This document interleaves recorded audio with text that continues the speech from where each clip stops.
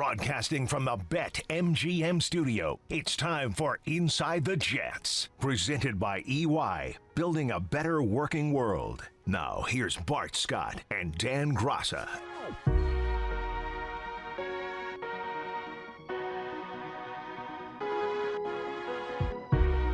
And welcome into another edition of Inside the Jets, presented by EY, building a better working world. Dan Grassa alongside former Jet linebacker Bart Scott. Bart, how's things? I can't complain. Hakuna Matata. Happy Monday to you. Happy Monday to you as well. A little Hakuna Matata going back in your direction.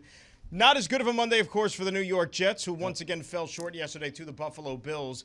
They're now 0-7, but an 18-10 ball game, and in a game where, Jets put the first 10 points on the scoreboard, had a lead, had a halftime lead, had a lead going into the fourth quarter, as a matter of fact, but you saw a difference, half number one versus half number two, in the performance of the offense as a whole, and those third and the fourth quarters, they just couldn't really get anything going on that side of the ball.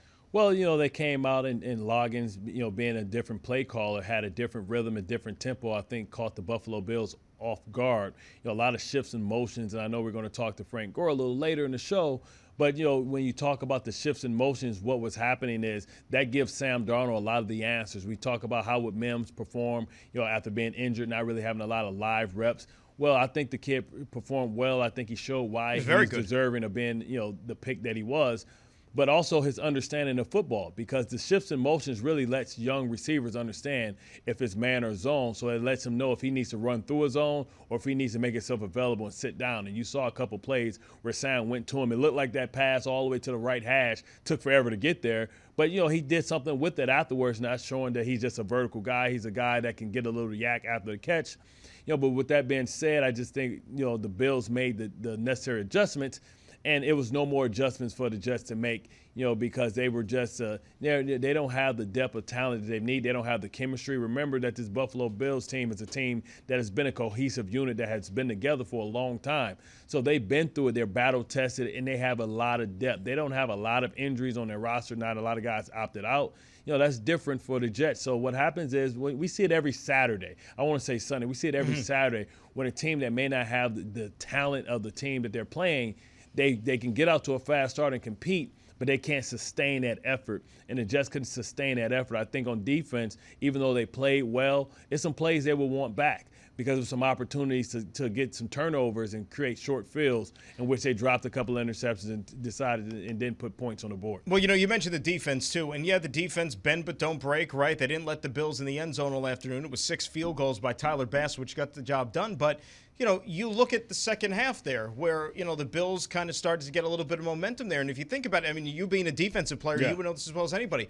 The struggles by the offense that they couldn't sustain drives. It's the fatigue. They were only on the field, I think, for about 6.5 minutes in that second half with the football. So that means the defense is on the field the rest of the time there, and eventually that's going to catch up with you. Exactly, and that's what happens to fatigue. What happens is it becomes a battle of attrition, and those body blows where, guys were making tackles and solid tackles early in the first half. Now they're missing those tackles because the fatigue is setting in. And, that's just the nature of the beast. That's why we talk about playing complementary football. And you would like to see the Jets give P. Ryan and Frank Gore a couple of more bites at the apple. Frank Gore was averaging well over 4 yards a carry. And about P. like Ryan 5.5, right it was pretty good. And P. Ryan was right there at 3.5, which you think about it, you get, 2 carries, and you're right there for third down where you can have options. I think sometimes it's hard to stay disciplined. But this wasn't a game that was far out of reach. They should have stayed to what got them there. But you talk, credit to the Buffalo Bills. They stop presenting that light box with 7 men in a box with 2 high safeties, afraid of the speed of Perryman and Mims. And they started to pressure Sam and speed his process up. Let's get more on yesterday's game from Jet senior reporter Eric Allen and former Jet tight end Anthony Becht. Guys? Thanks, fellas. Anthony, this looked very good for the New York Jets early in this ball game. They had a double-digit lead, but Buffalo dominated late, and the green and white are now 0-7 on the season with an 18-10 loss to the Bills at MetLife Stadium. Yeah, it was really a tale of two halves, right? You did everything you wanted to in the first half. You scored a touchdown. You got LaMichael P. Ryan involved in the football game. Frank Gore was running the ball effectively. Denzel Mims was involved in the game, 4 catches for 40-plus yards. And then second half, none of those factors were there. I want to say Sam only had one completion, but just, again, the Bills couldn't score touchdowns, which was good. Jets defense did what they needed to do. They caused a turnover in the game. Jets just have to come up with touchdowns. I think that's the biggest deal. And really the second half, they weren't able to get it anywhere into the zone to get themselves close to scoring. So can you simplify it for us? Because I thought the Jets were blowing the Bills off the line of scrimmage early in this game. But then at the end of this ball game, the Jets got nothing going in the second half, had one first down, and Darnold was sacked 6 times in all. Yeah, it really was adjustments that the Bills made in the second half. You're right. I mean, the Jets made and took advantage of opportunities running the football. They had their ability to push the defensive line off the football. They were able to protect Sam. Sam was looking like he was in a flow. Things changed after that first interception. They had long drives, the Bills did. They took a lot of the clock up in the second half. I want to say the Jets only had 16 plays maybe in the second half. It was very minimal. It was almost as if it was non-existent. All punts in the second half. It was just a weird deal not seeing them be able to convert anything after a first half that saw all kinds of things open up for the Jets offense. The Buffalo Bills become only the second team in the National Football League this season to win while not scoring a touchdown. With that being said, is this the way the defense has to play moving forward, this bend but don't break style where the Jets have been getting off the field predominantly on third down and they've tightened up inside the red zone?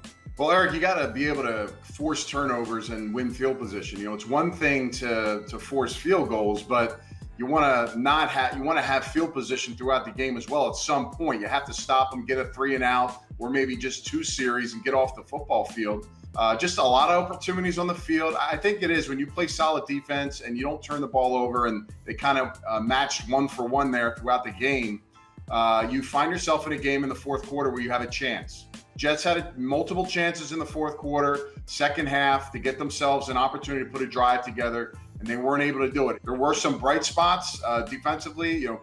Quinnen Williams had a nice game. It was good to see some of the young players kind of get in there and do their thing, Mims. But overall, just a disappointing finish to this football game. Coming up next, we'll be joined by the future Hall of Famer. Running back Frank Gore joins us on Inside the Jets, presented by EY, building a better working world. Welcome back to Inside the Jets, presented by EY, building a better working world. Dan Grasso with you here, and we're pleased now to be joined by a future Hall of Famer. You know him as number 21 in your programs. It is running back Frank Gore, who joins us as part of our player guest segment, presented by EY, building a better working world. Frank, thanks for joining me. How are you this afternoon? I'm good. Just getting done with meetings, and I'm on to Kansas City right now. On to Kansas City, definitely. But let's rewind a little bit here, thinking about that Buffalo game yesterday. A game where, you guys had some chances, but ultimately fell short there, 18-10. Offense was doing some good things in the first half, but in the second half, the production wasn't quite there. What do you think changed there at halftime? I just think, just got to keep getting better. It's an offense. We got to keep growing. We got a bunch of young guys. One thing I can say that I'm happy about, that our rookies, they growing as players, but as an offense, as a team, I just think we got to just, get better and just keep growing and, and play all 4 quarters. We started off fast, and second half, we wish we could have did better, but we didn't. And now this week, we just got to, our goal, to play all 4 quarters. You know what I'm saying? You're a veteran on this team, certainly one of the most respected guys in that locker room. How much of your role each and every week, each and every day, even during the games on Sunday, is you continually drilling into these younger guys to keep playing, to always focus on that next play, never give up, keep the positive attitude here? How much is that part of your role with this football team? It's a big role. It's a big part of it, big role. Like I say, I tell my guys, man, each week you got to play for the name on your back. I know that, we're not happy that we're on 7, but hey, we get the opportunity to come out, practice every day, and on Sunday get a chance to go compete, and get better each week. So I just tell them they got to keep working and find a way, to just try to keep getting better as a player.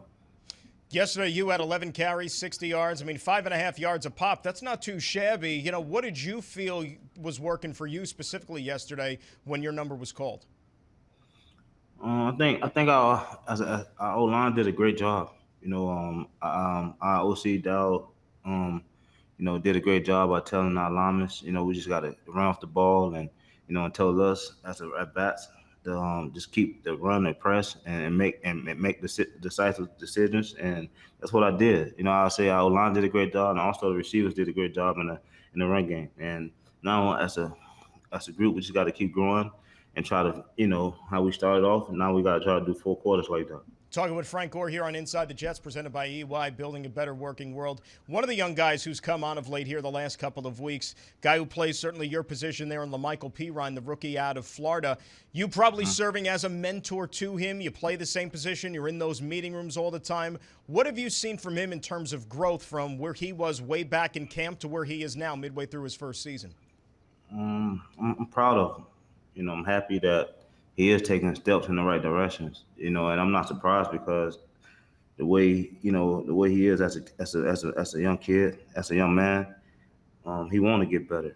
He listens to anything I tell him. He listens to our coach, and you see that he growing as a player. And I'm happy for all our young guys, man. Even Mims, even going out there the first game, making plays, and going against an all-pro corner, but he didn't care. He out there making plays, and now we just our young guys got to keep coming. Like I told Pirine after the game, you took a step. You took another step. So, and that's where we're going to take another step. And the more you take steps, the better our team will be, So as long as our young guys keep going in the right direction, that's good for this organization. Back to throw is Allen. Here comes the pressure off the edge. Fumble! Knocked out, and the Jets have it. Terrell Basham. Time now to hear from the voices of the New York Jets. Here's Bob Wischusen and Marty Lyons. Guys? All right, guys, thanks very much. Marty, the Jets showed some promising signs in the first half of this game against Buffalo. They were able to move the ball a bit. They got Denzel Mims involved, Seepershot, Perriman, and Mims out there together. Certainly seemed to make a difference. But pass protection in the second half seemed to be the biggest story. They just could not protect Sam Darnold. And as a result, there was no movement offensively in the second half and no points as well. Bob, and the problem was when you went back to pass in the first half, you knew that you had to make that adjustment at halftime because you weren't protecting Sam in the first half. It even got worse in the second half where you have a total of like 16 plays and you come away with 14 total yards. In one series, they had 3 plays for 35 seconds. And that means that your defense, as well as they're playing and they're holding the Buffalo Bills to nothing but field goals, have 35 seconds to make adjustment, and then they have to go back in the game. Just, poor execution in the second half on the offensive side of the ball. And on the defensive side of the ball, I'm not sure if you look at this as half, glass half full or glass half empty. The Jets forced nothing but field goals. So in the red zone, they got stop after stop after stop, but they also never forced a punt. So they never were able to get field position for their offense or to get a stop and maybe limit time of possession because the Bills were able to drive time after time, even if they only got to field goal range, never having to punt. So, to me, that was something that hurt the Jets as well. Yeah, you know what? I would agree with you, Bob, but I think that what really hurt them is the amount of yardage that they gave up on first down. When you have the Buffalo Bills picking up 7, 8, 9 yards on first down, it makes picking up the first down on second down a lot easier. Time of possession, they just ran away with it in the second half. They just moved the ball down. Too many guys open. And a good balanced attack by the Buffalo Bills. And, you give credit to the Jets defense. They didn't fold their tent. They didn't give up a touchdown. But still, when you look at the score, 18-10, you got to do a better job on the offensive side of the ball. Yep, the Jets much more competitive in this game. They had a lead at halftime for the first time. Denzel Mims being on the field, LaMichael Pirine seeing his role expand and scoring a touchdown. There were certainly things to build on, but it doesn't get easier. Now they have to go to Arrowhead and take on the Kansas City Chiefs next week before Monday night at home against the Patriots, and they still have yet to win a game. So we will have it for you next Sunday, beginning at 11 a.m. on the radio side of 98.7 ESPN, as the Jets go to Arrowhead to take on the Chiefs. A tall order for the Jets as we go back to you in the studio. Help MetLife celebrate the incredible workforce of the tri-state area. Submit your idea for a 2-story high mural being installed at MetLife Stadium. Go to nyjets.com/MetLife to submit your designs today. Coming up next, Bart Scott will have more with Frank Gore on Inside the Jets, presented by EY, building a better working world. All right, Inside the Jets presented by EY, building a better working world. Frank Gore, it's good to see you looking good, my friend. Wish it was under better circumstances. But I tell you what, man, you guys got out to a pretty good start. Looked like you guys established a rhythm. I saw something yesterday that I hadn't saw all season. I saw a lot of shifts and motions. And listen, I know we speak, next level Jedi mind tricks, but explain to our listening audience, what's the purpose of the shifts and motions? Just to keep the defense, the seeing something moving, the play with the linebackers' eyes, to get them off just, standing still targets, make them, look at different stuff, or we get, some angles in the run game or, in the pass game also. So I think Coach Dow did a great job, with the shift in motions. I just think, us as players, as a team that, we started off fast, and that's been a hard thing for us this year to start off fast. Now, as a team, I think we just got to, start fast and also finish.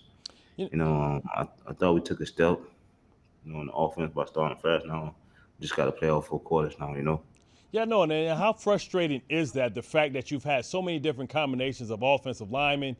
You finally get the young rookie back, and you can't put too much on his plate, but I think he gave us a glimpse of what he can be. That's a big target. He made himself available. He made the catches when they came to him. But how frustrating has it been, the fact that you guys just haven't been able to get whole? It's tough, especially in this league, man. You say you want the next man to be up, but then you be happy the guys who step up and try to, do the right things. But, you want your guys out there, who supposed to be out there, just make everything better. But, it's been a frustrated year, but what I do love about these young guys, man, me being in the league so long, and I done saw everything. One thing I can say about these young men is they come to work every day. You come see us practice, you won't tell, it's an 0-17. Practice energized. We just very young. And like you said, we've been, injured. We never had a full roster out there. Even yesterday, we missing Crowder. But you can see that the young guys growing as players. And, the main thing is what you want to see at a team in this situation. You want to see them guys grow. And they taking steps in the right direction. Now, like I'm going to tell them, like I told them already, we took a step. Y'all young guys took a step this week. Now, next week, we got to take a better step. And that's playing all 4 quarters. And we do that. We'll see where we go.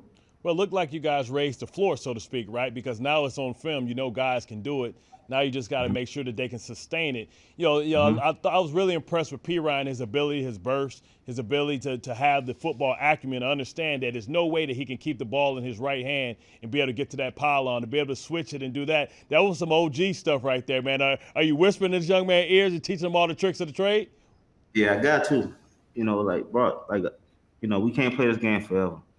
And when I'm done, all the young guys who I played with, when I'm home sitting in at my crib and watching TV and watching games, I'm a little ball through my son and also these young guys who I played with, man. And me seeing them have success, I would be happy about that. That's all the time we have for this week's show. For Bart Scott, I'm Dan Grassa. Thanks for joining us on Inside the Jets, presented by EY, building a better working world. So long, everybody.